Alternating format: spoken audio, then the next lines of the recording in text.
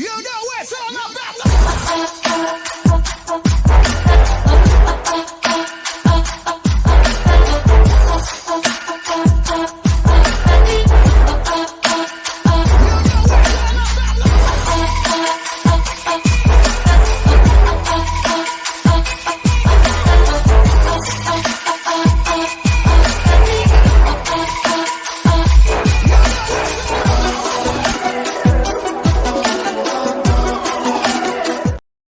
What is going on, everybody? Once again, we are joined here today on another Wednesday night with another edition of the BOOM. I'm your host, as always, Cam G, and this time we are going with the dynamic duo of me and the man to my right. He is my producer and my color commentator for this evening, Metalcore Mike. Mike, what is going down this evening? Will was not here. It is his birthday, so happy birthday to my man and my normal producer, Will Gray. But Mike, what is going down, and how is your Wednesday evening so far? Yes, first off, I do have to say as well, happy birthday, Will. Hope you're having a great day. Hope you're having a great evening. We got Al in the chat. Al, thank you for coming in tonight. I'm doing good. It's been a pretty long day. I started work at a different time today. I usually start at 7:30 right now in the morning. Today I had to start at 10 because I trained somebody, but back to my normal schedule tomorrow. I'll be back a little more on track tomorrow, but doing good. Absolutely. So we're going to start off things with some AEW news. A lot of stuff coming out of the AEW canon right now. And someone has been released from AEW, or I guess they both kind of mutually parted ways. The Bunny is no longer with AEW. Mike, how do you feel about it? Obviously, you didn't know about this. Wow. Yes, the Bunny is no longer with AEW. They mutually agreed to part ways. How do you feel about this? I mean, with just finding out this news now, like I didn't know about this. I didn't know about this. So just finding out about this now, I mean, I'll say this. There's times where I'll miss Collision and I'll miss Rampage. We obviously don't see her a lot on Dynamite. So I mean, this could be a good thing for her if she ends up somewhere else. I mean, if she's looking to pursue and continue being in ring and wants to continue, bettering herself in the ring, I can see her going to where she's going to be active, like maybe an NXT, maybe an Impact / TNA in the beginning of 2024. She might even end up going to like maybe Japan or something, maybe Stardom. Maybe even Women of Wrestling, maybe WoW. Who knows? I mean, but if she's, obviously if she's done with wrestling, then maybe we'll see her do something else, out in the world. Wish her the best of luck. Hopefully she finds, she wasn't bad when she was in ring. She was getting better as time went on. So hopefully, we see her in the ring somewhere else. But if not, hopefully we see her doing something else that she loves to do, and we'll have to see what happens. Definitely. Yeah, most definitely. We'll have to see what happens. Another story piece coming out of AEW. Tony Khan has announced on Twitter, he announced this, I think it was earlier this evening before Dynamite. Mm-hmm. But he's tweeted out that AEW has agreed to terms with one of the world's best wrestlers, a pro who is known and respected by virtually every AEW fan. They'll come to LA to sign their contract this Saturday, 11/18, at the pay-per-view at AEW Full Gear. See you tonight on TBS for the final AEW Dynamite before Full Gear. So, Mike, who we thinking? Honestly, I'm thinking Will Ospreay, but I don't know. Maybe that's just wishful thinking. I'm not sure, but that's what I'm thinking. Who are you thinking? Who do you think he's got up his sleeve?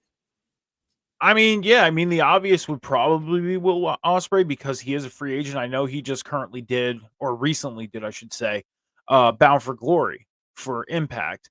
But as far as it's known, that it's not really a contract that he had with Impact. It was just like basically a one-off with Mike Bailey.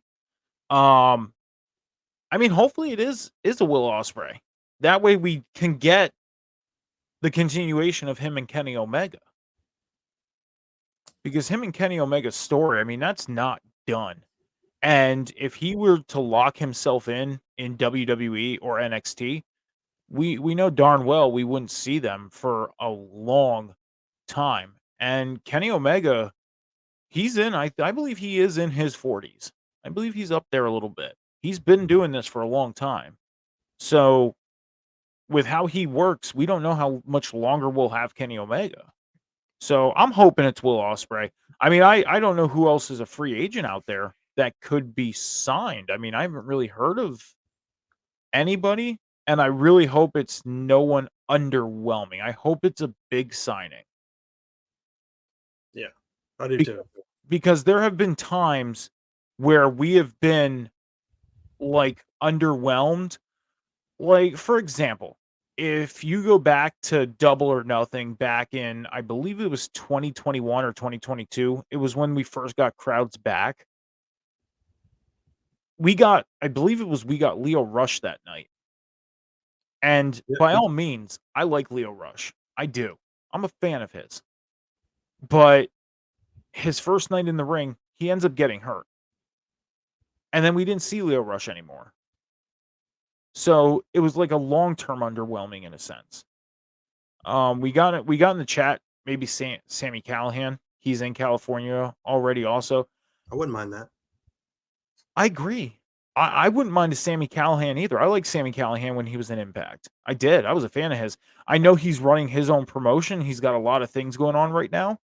And also with his promotion. We could get the reunion with him and Mox too, Oh yeah. which everybody's been talking about. So And what's really huge with Sammy Callahan's promotion, I believe that show is coming up soon, is where he has Ronda Rousey on the card. yeah. Yeah, so maybe it's Ronda Rousey. Oh God, I hope not. Just thinking about it now, like known around the world, respected. I mean, she's not under WWE contract as far as I know. I mean, that's something that would definitely have to be looked up to see. But I mean, if she's able to go work an independent show, then she's obviously not under WWE contract. So Him and maybe. Moxley reuniting for Revolver in California this weekend. Yeah. So like I said, I wouldn't be opposed to it being Sammy Callahan. I think that'd be a huge signing, honestly. I agree. I wouldn't be opposed to it either. I wouldn't. And if they're in the same place, then that's that's almost like a given in a sense. Essentially, yeah. I mean, the stars. Like I said, unless it's someone else that we're just not thinking of right now, I don't know who else it could be. Yeah, because I can't think of anybody right now who is a free agent besides Callahan, Rousey, and you know.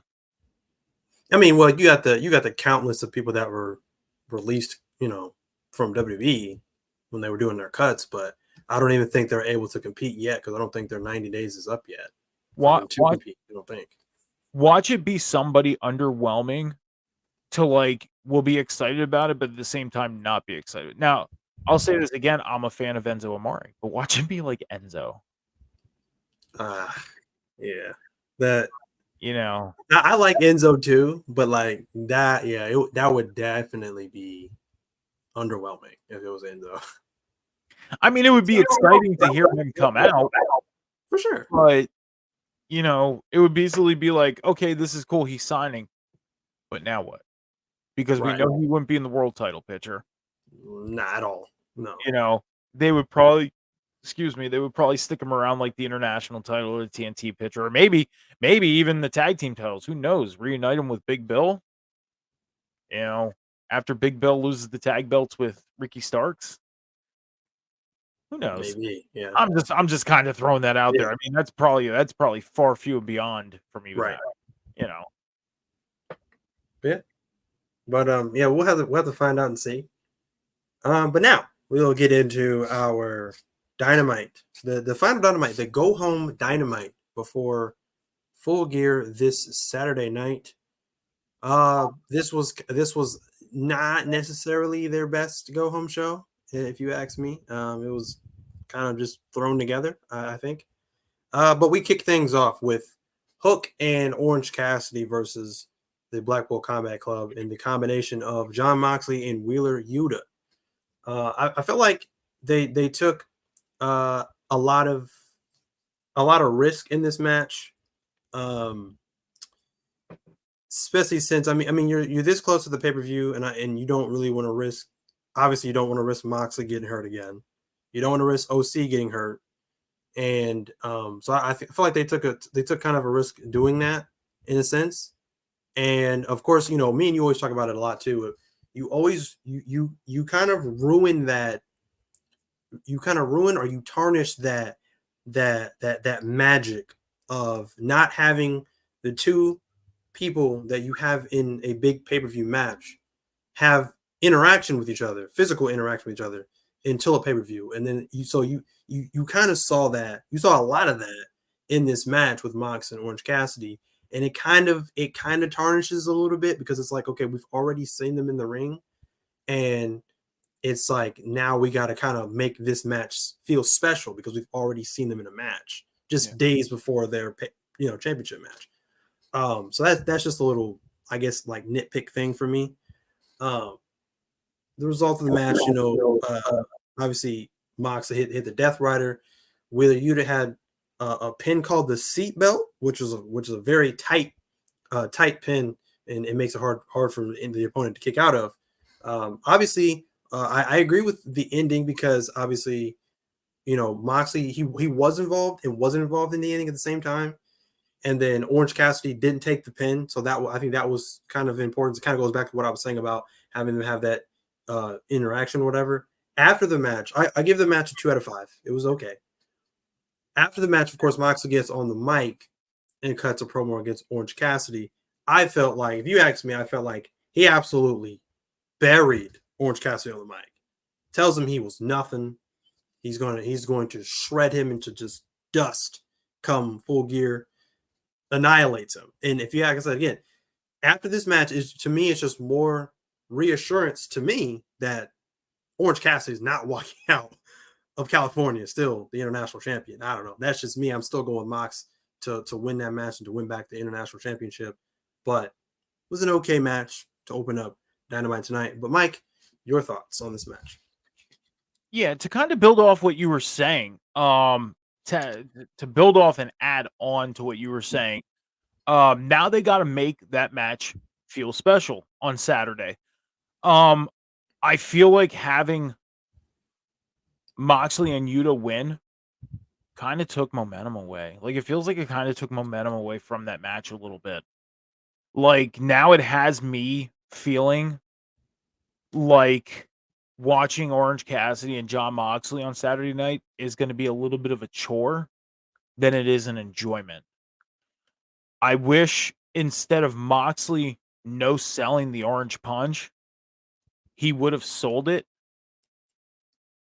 And then we would have got Hook defeating Yuta.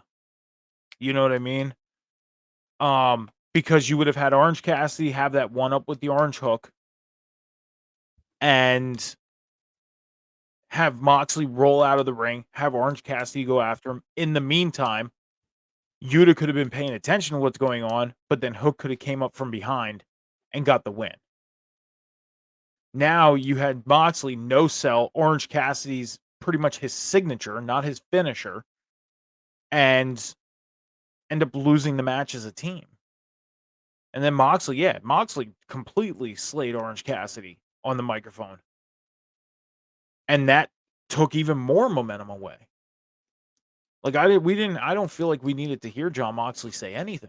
He could have just walked away. Right. So now I feel like it's going to be more of a chore to watch this match than it is for me to enjoy it. I'm sure that feeling is going to go away by Saturday. But right now, the table has turned for me. Last week, not only here on the Boom, but on the table spot, we talked about it, and I said Orange Cassidy's going to win this match. They completely flipped that script for me this week. They completely got me thinking now Moxley's walking out as champion. Nah, that's how they got me feeling now. So I give this match a 2. I mean, it was hard hitting. It was physical. It was, but it was with what they just did, taking away that excitement for this match on Saturday. Yeah, I give this match a solid 2. Yeah, I mean, like I said, it was. I kind of feel like they could have just they could have just put something together where it was Hook and uh Hook and Yuta just Mhm. one on one, and then you have Orange Cassidy in his corner for Hook, and then in Wheeler's corner you have Mox. Yeah. You know, you could have just did that, in my opinion, because I mean, like I said, you think about it, because Yuta and Hook are not even on the card, so They why could not? have they could have also pulled like a WWE type thing. You know how WWE sometimes they'll take tag teams and they'll have like one-on-one matches for the tag teams. So for example, they could have had Moxley take on Hook, which would have been an awesome one-on-one match. To even start off Dynamite would have been an awesome one-on-one match. And then they could have had Yuta taking on Orange Cassidy right after.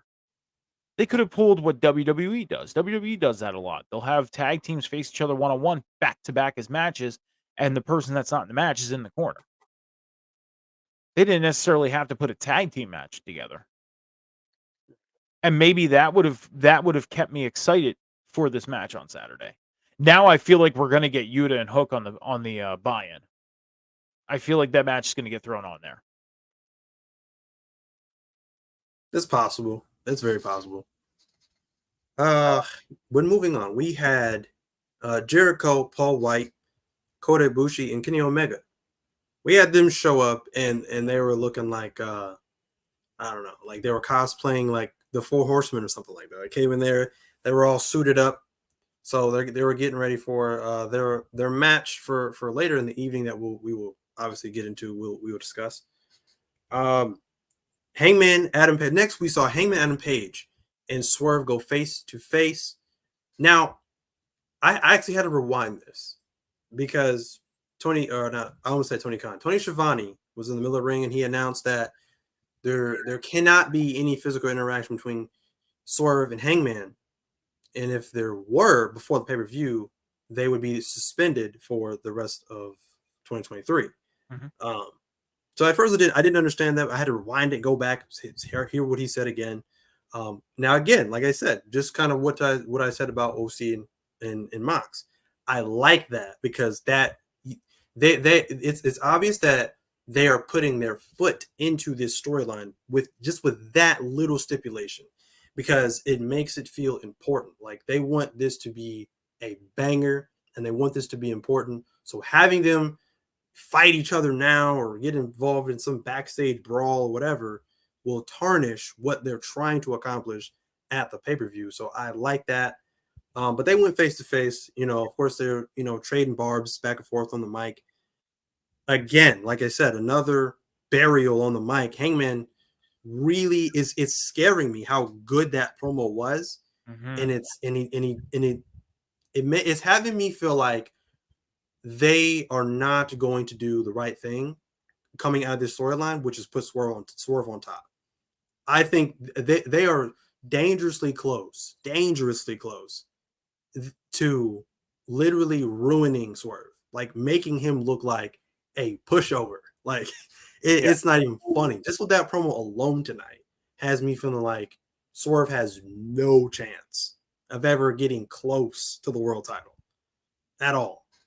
Like this is the closest he's gonna get. Like fighting Hangman for fighting a former world champion, this is the closest he's gonna get. Yeah. He calls him a coward, and he's like he told him he talked about where he got fired from, and I mean he just went on and on and on, and yeah, it's funny too because I made the comparison. The longer he went on with this promo, I don't know why, but I literally got that promo from Triple H on Booker T when they had their feud. That's the vibe I got from Hangman. I don't know why, but that's the vibe I got. Like you might as well. I'm serious. You might as well have just turned that microphone into a golden shovel because it was just like. So I don't know. I'm very worried now. Yeah, I mean, I got that feeling too. I got that feeling too. Like I was watching this promo and I was like, they are really, really coming really close to burying Swerve and pretty much putting any thoughts or any push forward to him getting towards the world championship. and it's scary because Swerve has really turned it on these past couple weeks. Worked his ass off. What's really funny is you just said that reminded you of Triple H and Booker T. This reminded me of The Rock and Booker T. So me and you were kind of in that same mind frame a little bit, like Yeah. switching gears on one person. You had Triple H, I had The Rock, but the same person was getting buried, Booker T. Now, lucky enough, Booker T kept his head above water and became, King Booker, and we seen him go to TNA and do his thing and became a Hall of Famer, and now he has his own pocket, like he's super successful. He was not buried at all. But the sad part is back then, we weren't even nearly as close indulged to even like social media at that time. Now we're in the world of not just live TV, but the addition of social media. And this can continue. And what I mean by that is Hangman can definitely go on social media and just bury Swerve more. It's not like back then where everything was just on TV and we had to digest it and gave us an opportunity to forget it. Now we can have Hangman go on there on social media and continue what he did tonight. And it does scare me. Because like I always say, I've been a fan of Swerve since his WWE days. I'm so happy he's at the point he's in now. But tonight was just a whole different feel. I wish that Swerve could have gotten some type of wording in. I wish. And with what happened at the end, I don't know if you had do you have plans of talking about what happened at the end of that promo? Oh yeah, we can. Okay. Is it okay if I lead into it here? Yeah, go ahead. Okay. So with the attack of Prince Nana at the end, like I get it. We couldn't get Swerve and Hangman touching. I wish Prince Nana wasn't even there. I wish he wasn't. I wish no physicality happened whatsoever. Let Hangman have his words, but let Swerve have very few words. Enough to keep him at that level. Because right now I feel like Hangman got him down here. And that's why I really hope Saturday we have Swerve go over. I don't want to see Hangman. I want Swerve to sweep him. I do. See, the thing I didn't like was they kind of hinted towards like, the fact that like Prince Nana's like using Swerve and all this. I didn't like that because, like I said again, as good as Swerve is, as good as we know him to be, right? Yeah. Prince Nana just adds that little bit of whatever he's missing. So that pair, it just works. Somehow it just works. So it's like if they take away Prince Nana, or Prince Nana turns on Swerve, whatever, then like I said, then that just adds on to what I was saying about him being buried. And again, back to Booker T, like as you said, yeah, he was able to keep his head above water and avoid just falling into obscurity. I don't know if Swerve can recover from this. I don't know, because he again making big implications to the world title and then falling short of that. I don't know. I don't know if he can recover from that. I want to ask you a question. When Hangman said what he said about Prince Nana, did you laugh at all? No. I didn't either. No. Like that did not get me at all. Like hearing the crowd get as excited as they did about what he said about Prince Nana, I was like, this really isn't funny. It's not. Like I just couldn't laugh at it. Like even if I went back and watched it, I wouldn't laugh at it. I couldn't. Because our expectations for Swerve are so high. And tonight it feels like Hangman just said, "These are your expectations." Eh, eh, eh, eh. Pretty much. That's what I got out of it. Yeah. So what's going on, Snipes? Thank you for joining the stream tonight. But yeah, pretty much. And now that I think about it too, because they were in California, it was literally just like some cheap pop Yeah, because they're in California. yeah. Like it wasn't it had nothing to do with the storyline at all. Because otherwise it wouldn't have been said if they weren't in California. Exactly. So yeah, it was I don't know. It was lame. But like I said, I'm very, very worried. And I just pray to the wrestling gods that Tony Khan does the right thing and has Swerve coming out of this on top. I hope so. The only other place I think those comments probably would have been made is if they were in like Colorado or something. Yeah. Or like Amsterdam or something like that. Yeah. Yeah, that makes sense. Yeah. But the only two places like here in the US, Amsterdam definitely. I agree with you on that. That would have been said 100% because Amsterdam is known as the capital of the world for it, Right. But here in the US, I mean, two of the states that got pretty much passed on it first was California and Colorado. So I feel like if not California, then Colorado would have been another place. But even whether it was in Colorado, California, Amsterdam, I'm sorry, Hangman, you didn't pop me. You didn't get me to laugh. We got New York. Yeah, New York was one of the first ones too. It's yeah. I mean, yeah. In the chat, we're saying everywhere, but like California and Colorado were two of the first states to get passed on it. So the focus was basically there because of them being in California. But even if it was anywhere that's accepted now, New York, New Jersey, Pennsylvania, anywhere, doesn't matter. Hangman, you wouldn't have got me to pop. Bottom line, I couldn't laugh at it. I couldn't. I got such a bad taste in my mouth with this promo. Yeah. I did too. It was probably I don't know, I'm not gonna say it was a low light, but it was just a scary moment, for Swerve. Yeah. But moving forward, we had Roderick Strong and the Kingdom backstage, and of course Adam Cole. Before I get into that, I can appreciate that the fact, even though that Adam Cole is hurt and cannot physically be there, I can appreciate the fact that they're making the effort to at least have him shown still.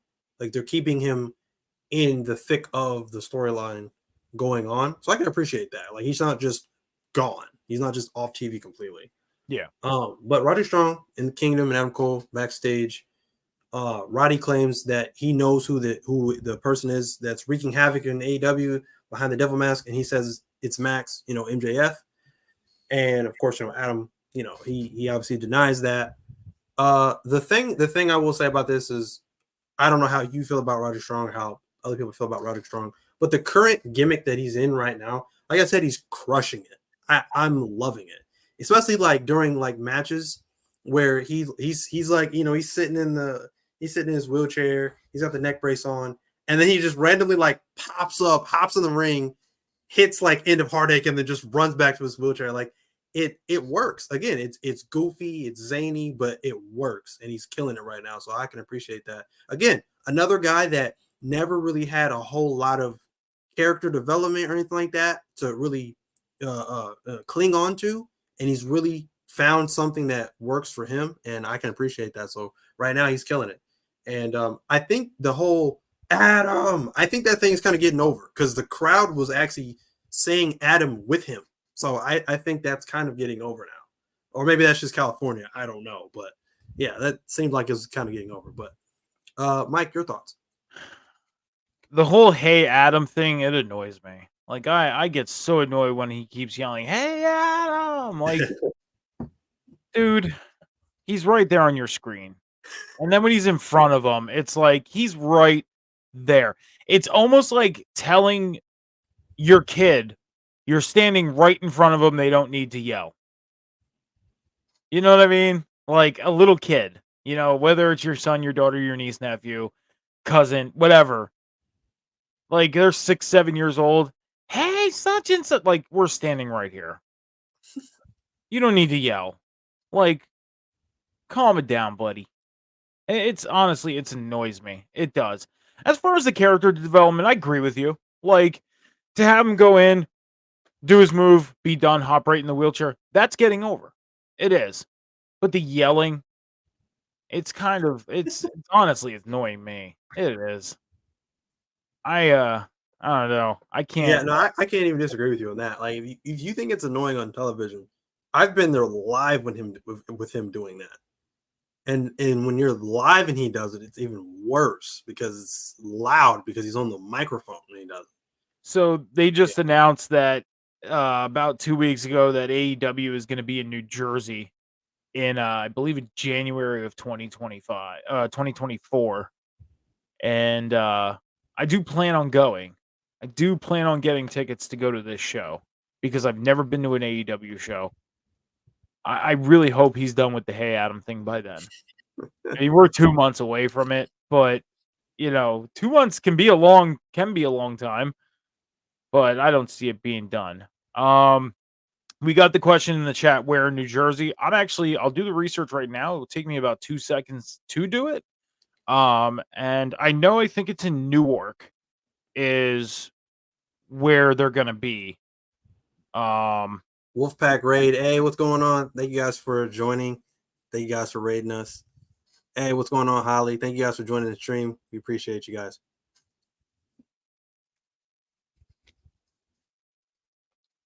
So yeah, I'm definitely gonna look. Thank you everybody for joining the chat. Yep, appreciate y'all coming in tonight. I know.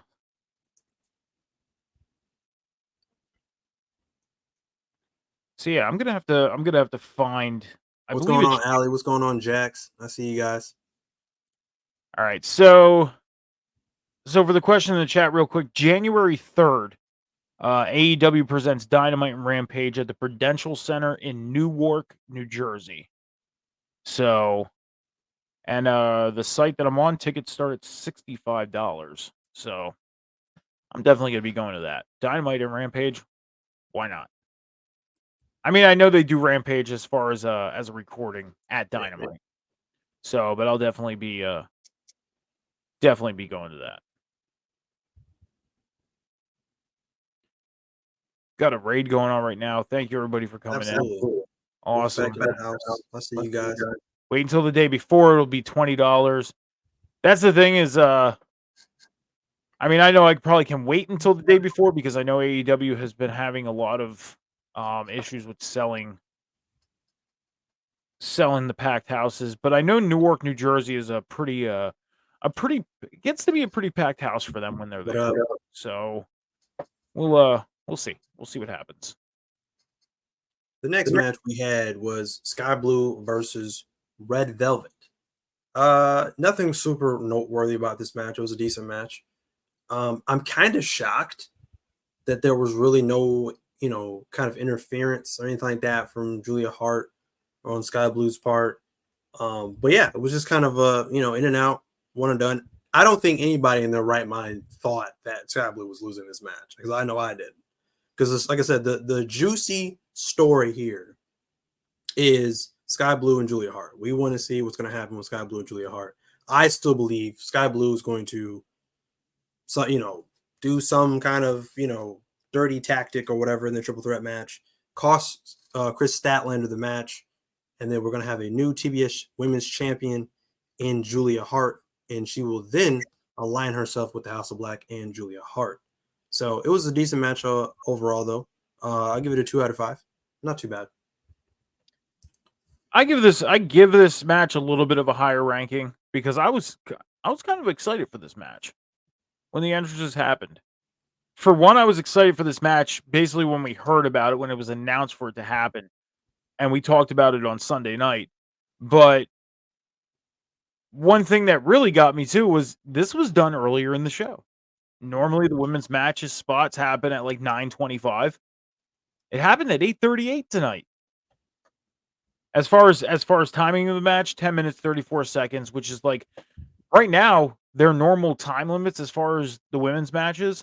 Right. This match, even though it was kind of predictable to know who's going to win, we all had that feeling that Sky Blue was getting the win.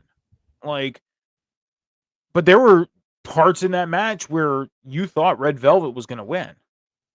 There was parts in that match where you thought the little sequences there that they had with the pinning, the 1 counts and everything like that. I know it's a common thing that we started seeing happening as of recent, not only in AEW women's matches, but in matches in general, all over the place, WWE, NXT, Impact. But that was like the cleanest 1 count pin sequence I've seen. Like, they were on cue with it. There was no stutter, no nothing. There was no Right. pause. You didn't have to see the referee. Like, the referee sometimes you see going for a 2 count, but they're ready to do the sequence because they're a little late on the kickoff. No, it was perfect. And I'm Yeah. like, this is freaking awesome. Like, I was excited for this match. I like this match. I gave this one a 2.5 out of 5. Just for how good this match was and how exciting it was. Again, 10 minutes, 34 seconds. Seems like the initial timing for women's matches nowadays. One thing I would love to see Tony do, and I know the point has been made that the women's matches go on at 9:25. So I have a feeling that that something must have been going on, like on the net or something, social media or something, where people were pointing that out. Now we got to start the thing for throwing a second women's match on Dynamite. Just saying. Let's get 2. Let's not just Well, get 1. if we can get Chris Jericho off television for at least 6 months, that probably would happen. Just saying. But When we talk about Jericho in a little bit, I got some stuff about him. So I do too. I got a lot to say about that. But the thing I can appreciate about Red Velvet, I really didn't care for her or her first time around. She was just kind of there. Honestly, like I said, I'm pretty sure I've said this before. Her injury probably was a blessing in disguise because she came back. Not only did she come back, I think she's better than what she was already, and she hasn't been back a full 2 months yet. But I think she's better than what she was when she was originally there. And secondly, the women's division has evolved and grown since she's been gone. yeah. So now there's more for her to do.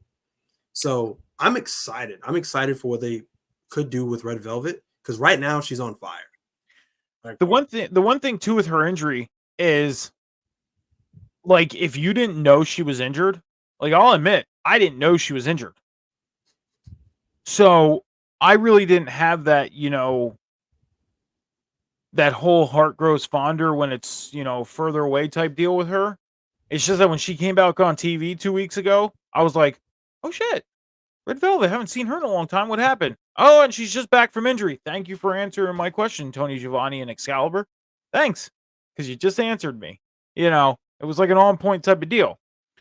But yeah, I mean, I'm happy to see her back.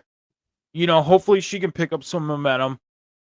And maybe she'll get into the TBS. Maybe she'll be in the TBS title picture once the title is off Chris Statlander. I have a feeling right now, if it's still on Chris Statlander, we're going to see Red Velvet kind of be pushed away a little bit because the focus is surely on Julia Hart, Sky Blue, Willow Nightingale, Chris Statlander. That seems to be the focus right now. I think a couple more months down the line, I mean, if she continues this hot streak, I think she's a perfect person for that TBS championship spot, if you ask me. So yeah, like I said, I definitely like her, and I'm hoping that they continue the momentum with her, obviously. So, but next we had AEW's newest women signing in Mariah May backstage, and she basically it was basically a segment where she is fangirling over Timeless Tony Storm.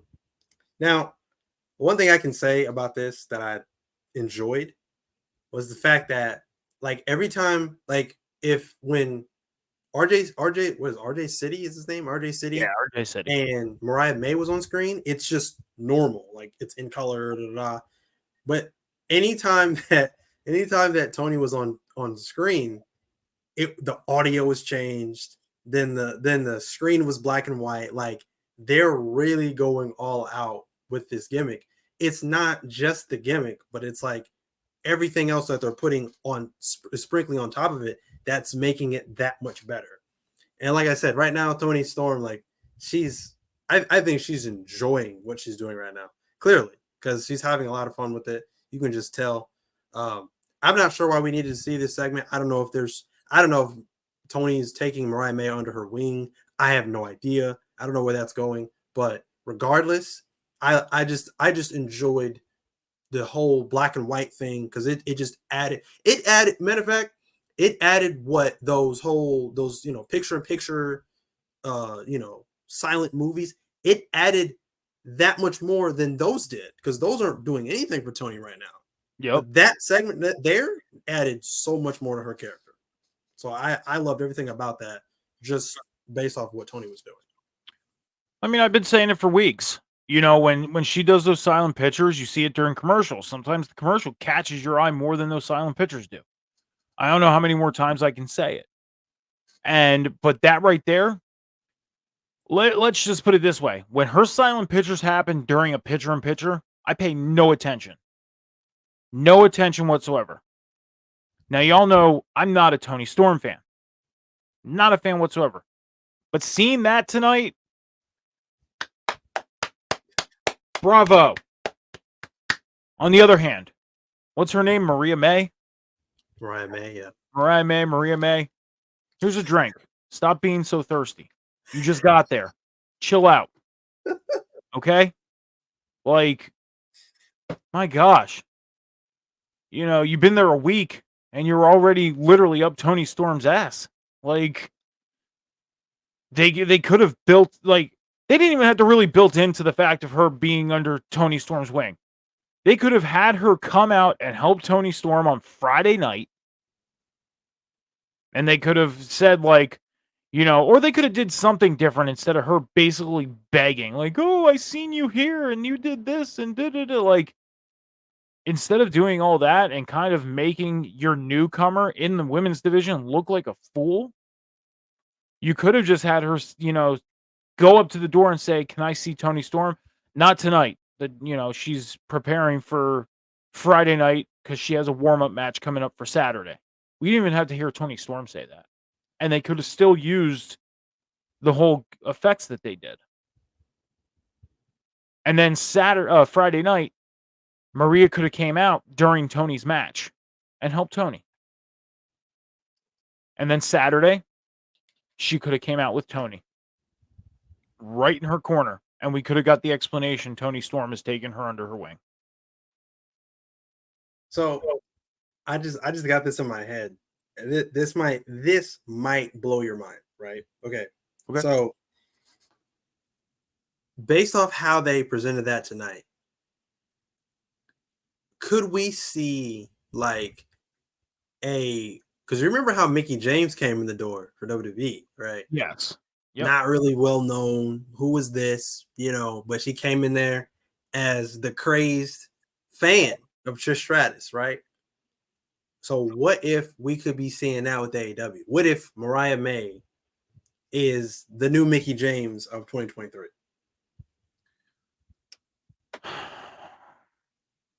I kind of like that. I don't know. But they would have to make me, because here was the thing with Mickie is when Mickie first started, she was that ringside crazy character, started stalking Trish Stratus. We got the build up all the way to WrestleMania. What was it, WrestleMania 22, WrestleMania 23? Mm-hmm. And then we got Mickie James ultimately winning the women's championship. If you're going to do that with Maria, then don't make her act like she did tonight. You can still do the Mickie James thing, but tonight, right now, just literally put me in the negative of it. Like, if you want to do the Mickie James, do the Mickie James thing. Don't do what she did tonight. Tonight was a bad start.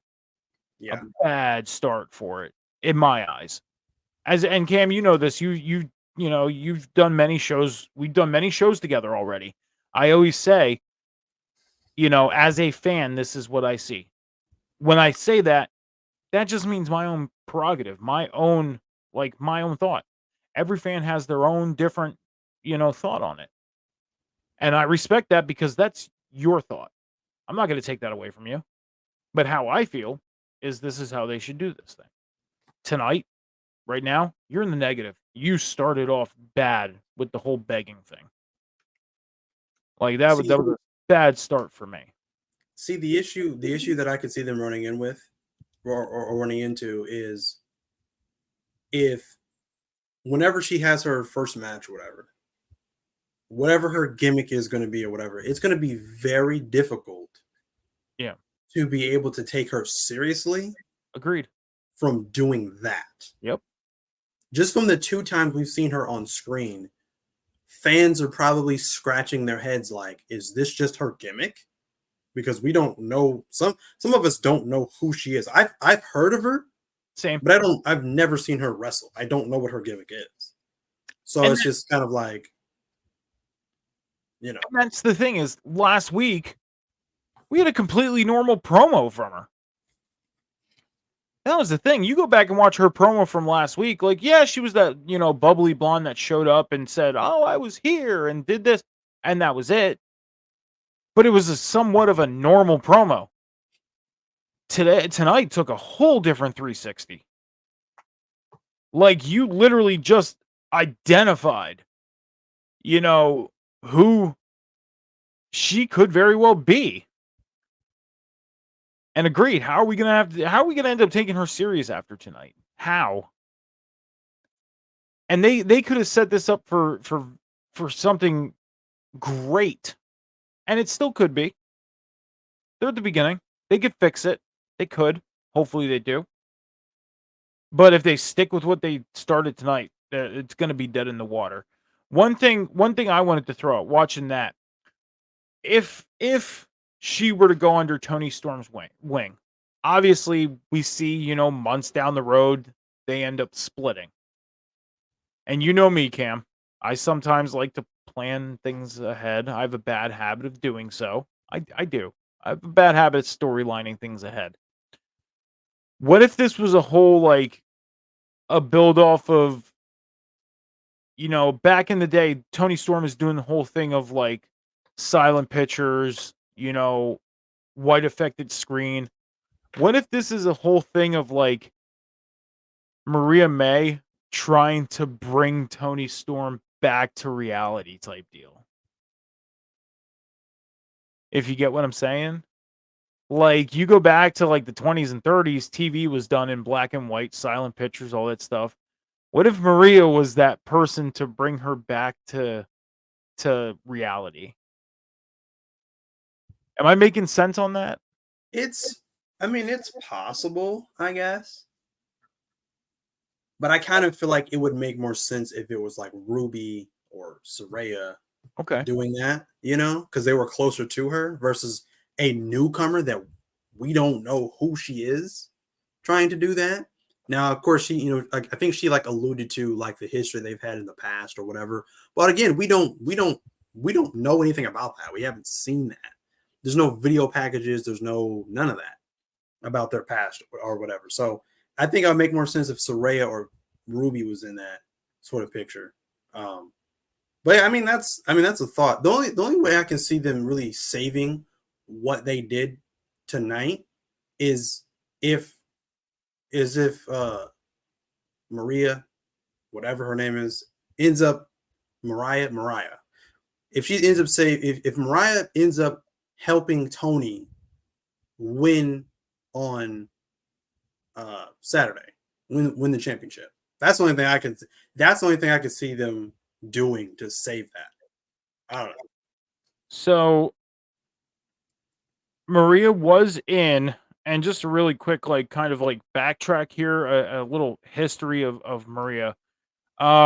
She did wrestle in NXT UK for a little bit. And then she went to Progress. And then she ended up in the WWE Performance Center, UK's Performance Center, in 2019. So from 2018 to 2020, she was in NXT UK, went to Progress, back to NXT UK. And then she's been on the independents pretty much ever since, wrestling at Revolution Pro Wrestling. Just trying to see some of like the highlighted stuff. Revolution, went to Ultimate Pro Wrestling, and then yeah, she's been all over the place as far as like the UK and in America on the independents. And then she was in Stardom from 2022 to 2023. So she was out in Stardom before she came to AEW. So she has very, very few accomplishments as far as championships. She won a United Wrestling's UK Championship, Big League Wrestling Women's Championship, Slam Masters Women's Championship. So independence championships, and she was ranked 95 out of the 250 this year on the PWI. So she's known out there. She's known. I mean, you make it on that 250, that's a big deal. Even if she was 249, she's on there. She's noticed. Right. But I don't know. I mean, we'll have to see. We'll have to see what happens with her. Yeah. I see your point with the whole. It would have to, you feel like it would have to be maybe like a Saraya or a Ruby. I can agree with that too. And maybe, just maybe, we see maybe like a reunion of the Outcast. And Maria can be a part of that as well. Have a fourth member. Make it stronger. Yeah. Or, if Maria breaks away, we see Maria be with somebody else. So, well, I don't know. We'll see. We'll see what happens with this. Right now, I just feel like they're in the negative. Right. Jackson in the chat was asking about who was the big signing. That will be Saturday. Tony had just talked about it on Twitter. We had kind of discussed that earlier, but he will announce what the big signing is Saturday at Full Gear. Like I said, my speculation is that it's Will Ospreay. I mean, I can't think of who else it would be. Somebody else in the chat earlier had said it could possibly be Sami Callihan, since Sami Callihan is in California and he is reuniting with Jon Moxley at an independent show. So that may just be a given. But I don't know. I have no idea who it is. I outlandishly said Enzo Amari because of teaming up with Big Bill, So we said that would be the somewhat underwhelming choice, but real quick though, I will say this. The one thing I like about this is we have no clue. Like back when they signed like a Christian Cage or, even when Paul White and Mark Henry signed, there was like those rumblings, but it wasn't a for sure thing. I think the one that was the most secret out of those two was Mark Henry. Like we kind of had the feeling of a Paul White, but Mark Henry was like the day of Double or Nothing that he showed up. And that was the same show that I was talking about. Leo Rush came on. So that's what I like about this. And I hope it stays like this. I hope nothing comes out before we get that appearance on Saturday. I hope it's a big surprise. Big surprise. This is why I want to go back to. This is why I want to go back to the days where stuff doesn't get leaked. You know it's all about